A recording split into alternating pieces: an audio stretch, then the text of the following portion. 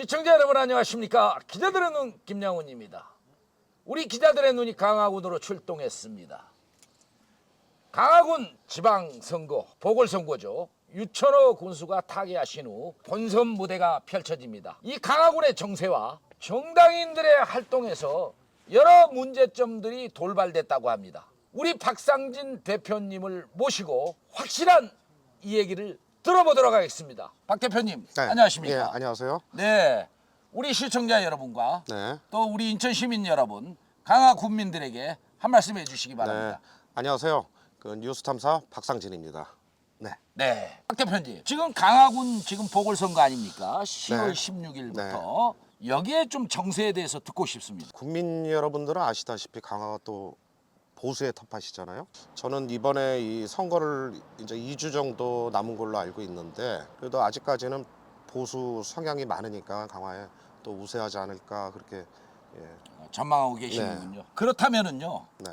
지금 보수의 후보와 진보의 후보가 네. 첨예하게 선거전을 치르고 있습니다. 그렇죠. 예, 그런데 거기에는 또 여러 가지 네거티브도 지금 나오고 있더라고요. 네, 네. 네. 그래서 우리 기자들의 눈에서도 그러한 내용의 기사들을 썼습니다. 네. 어떤 한 특정 후보에 대해서 네. 공격성이라든가 이런 것을 당 차원으로 보여주고 있더라고요. 네. 내가 하면 노매스요 남이 하면 불륜이라는 얘기가 있습니다. 네. 상대 후보를 공격할 때는 그 공격성에 어떤 타당성이 있어야 되거든요. 그렇죠. 그 상대 후보는 정확한 정치 활동을 했는가, 또 평상시의 삶은 어떻게 됐는가, 이런 검증이 필요해 보입니다. 박상진 대표님께서 후보에 대해서 폭탄 발언이 있다고 네.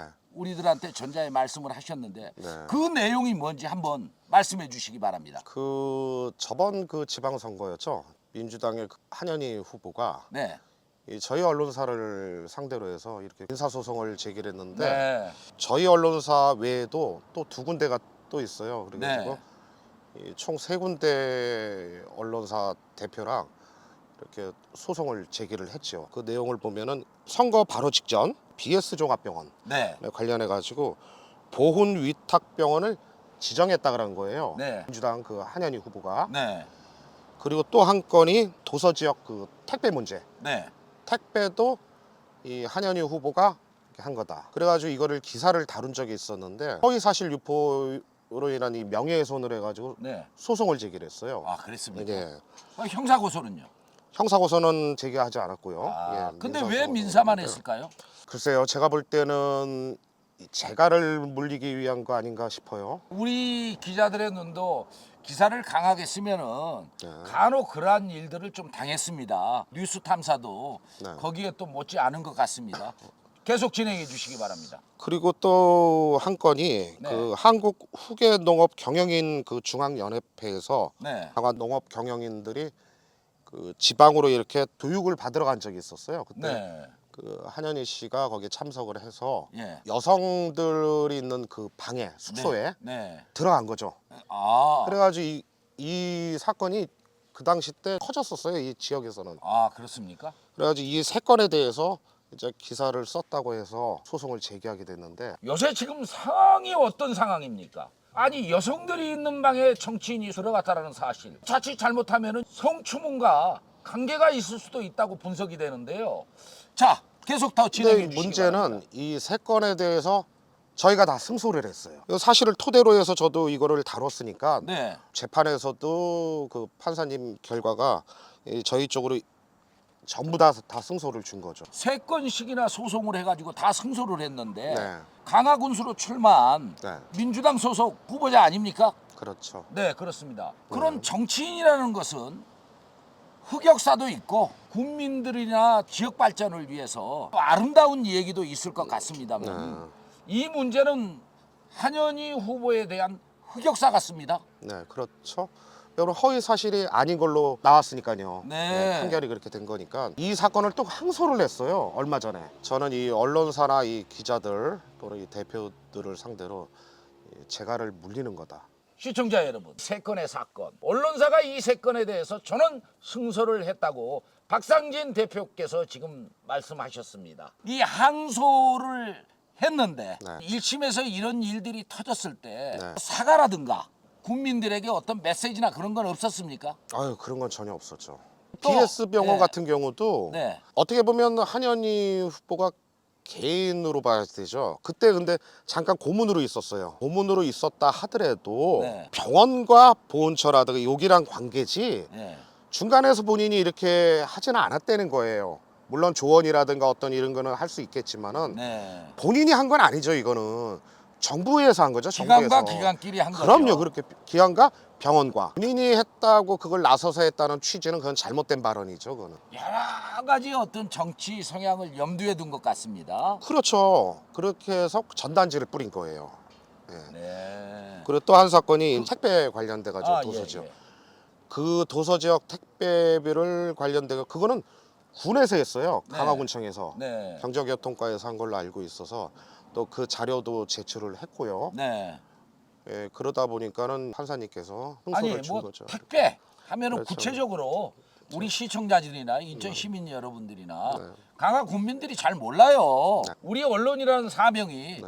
알 권리 차원에서 이런 것을 디테일하게 네, 카더라 통신은 필요가 없습니다. 그렇죠. 네, 시청자 여러분, 정확한 팩트 체크 네. 이게 중요한데 그 택배와 관련해서 어떤 사건이었는지 조목조목 일목요연하게 좀 말씀해 주시고. 도서 지역의 이 택배 비용 문제가 네, 수도권에서 좀 벗어나잖아요. 도서 네. 지역. 그러다 보니까 비용에 대해서 조금 문제를 제기했던 것 같아요. 민원이. 네, 그래서 이제 그 11번가라든가 뭐 지마켓이라든가 이런 쪽으로 해서 공문을 보냈어요. 네.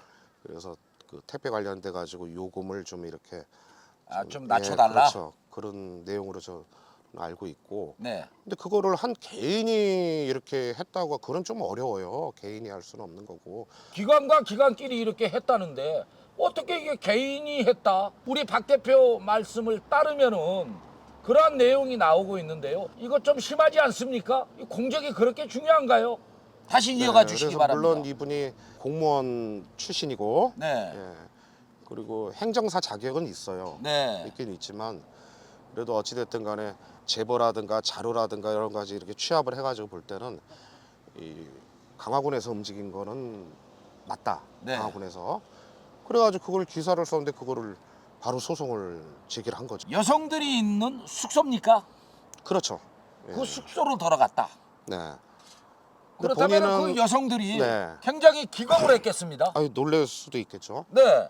그리고 또 자칫 잘못하면 이게 성추문에도 휘말릴 수 있는 여지가 있는 것 같습니다. 한윤희 후보 측의 얘기는 없습니까? 완전 본인은 뭐 동의를 받았다. 그러면은 뭐 동의를 해줬다는 사람이 있습니까?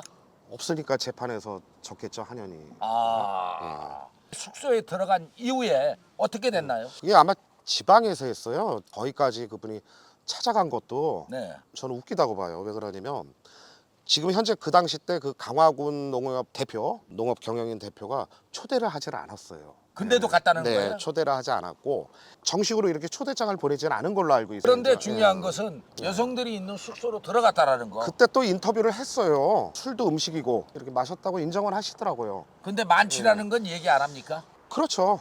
뭐 음식이라서 한 좀 먹었다라고는 이제 인정을 아니 먹을 수도 했어요. 있습니다만은 올바른 정신에 네. 아무리 동의를 했든 뭐하든 여성이 있는 숙소로 들어갔다. 뭐 결론은 네. 어찌됐든 간에 제가 다 승소했으니까. 아 축하드립니다. 시청자 여러분, 뉴스탐사 박상진 대표를 모시고 강화의 정치인들의 이야기, 그 스토리를 좀 들어보았습니다. 시청자 여러분들은 어떻게 생각하십니까? 자기가 하지 않는 공로를 자기가 했다라는 식으로 해서 언론사를 상대로 소송을 했습니다. 언론사는 시민의 알 권리, 국민의 알 권리를 위해서 열심히 일했다고 보이는데요. 1심 재판에서 승소를 했다고 우리 박상진 대표께서 말씀하고 있습니다. 이 정도 됐으면은 공당의 후보가 국민들께 사과하는 것이 맞는데도 아직까지 침묵하고 이 문제를 항소했다는 사실에 대해서 우리 기자들의 눈은 충격을 금할 수 없습니다. 뉴스 탐사 쪽을 해가지고 네. 총 8천만 원을 소송을 걸었어요. 네. 금액을 두 군데 타 언론사는 각 4천씩. 언론사 돈 있어요? 글쎄요, 있나 보죠. 아무튼 저희는 8천을 걸었습니다. 뉴스 탐사가 네. 한현희 후보에 대해서 네. 굉장히 고가운 언론사로 좀 판단된 것 같습니다. 저희는 아니에요. 아니에요? 예, 저희는 아니고요. 진짜 아니에요? 예, 저희는 뭐 폄훼 발언하거나 뭐 그러진 않아요. 아 진짜 아니에요? 그냥 사실을 그대로 네. 그대로 내기 때문에 예, 더하지도 않죠. 참 안타깝습니다. 정치인은 때로 억울해도 문매를 맞을 때도 있고 지역에서 활동을 하면서 잘했다라는 또 박수도 받을 때도 있습니다.